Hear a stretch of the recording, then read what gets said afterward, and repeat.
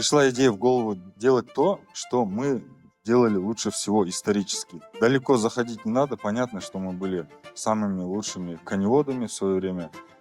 По одной из теорий, да, предположений, на территории Северо-Казахстанской области были найдены первые признаки одомашнивания лошади. То есть наши предки, жившие на нашей территории, они в теории одними из первых одомашнили лошадь. То есть исторически мы, коневоды, мы смогли ее одомашнить, и в теории мы сможем быть самыми лучшими. Хотя на сегодняшний день по объему производства конины Казахстан занимает, если я не ошибаюсь, 10-е место.